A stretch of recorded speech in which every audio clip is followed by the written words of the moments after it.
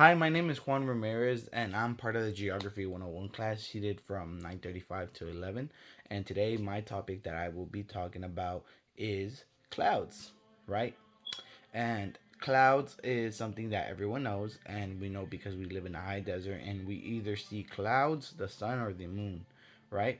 So, obviously, I know about clouds, everyone knows about clouds, but I'm going to go a little bit more in detail about what clouds are and the types of clouds that there are. I think it's a little bit cool to get to know what the actual names of these clouds are rather than, oh, the chicken nugget shaped cloud, right? Or the dinosaur shaped cloud or the heart shaped cloud, right? And I think it's really interesting to get to know the names of these clouds rather than just, naming them based off something that we know, right? So, first of all, I want to start off by saying what clouds are. Clouds are collections of minute liquid water droplets or ice crystals. So, what that is, it's water evaporized into the air, and once it forms, it gets heavy enough and it stays. And once it gets super, super heavy, it drops down, right? So, there's different types of clouds from cirrus, stratus, and cumulus clouds, right? And obviously, I'm not the super major fan cloud or anything.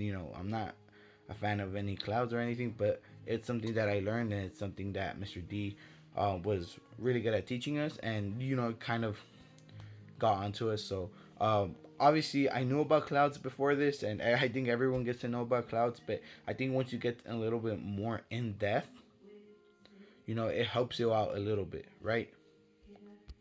Another place that I want to mention is UCAR, which is the Center for Science Education, and they actually have their own little website, and I will put the link for the website after my video, and they have a whole entire website from dedicated just to clouds, and they have pictures, they have information, and they have actual pictures of actual clouds, not just drawings and typical pictures that we get to look at and be like, okay, that's what they look like. No, they actually have pictures in the sky of what these clouds look like to us everyday humans that just walk around and say, huh, what a funny looking cloud, without knowing it's an altostratus cloud, right? So the reason I picked this topic was because I am a coach, and I've said it before in my previous video, and you kind of have to know what clouds to look out for. If it is to rain, if it is that we have to move the kids indoors, and I will be looking to further my education more into working with middle schoolers and high schoolers. So you kind of have to be aware of the natural things that are happening around you, mostly like if it's gonna rain or something want to happen. We don't want no kids slipping, we don't want no accidents. We always have to stay safe and be aware, right? So I think it's something cool to know, mostly as someone that is an educator and taking care of kids, right? So that's one way I will know this 6 months from now, because I will be aware of the big clouds, which is a Q. Correct me if I say this wrong. Cumulonimbus. I always messed it up. Cumulonimbus cloud and a normal cumulus cloud. Right? There will be a difference, and I'll be able to say, you know what? Okay, that cloud's gonna bring water.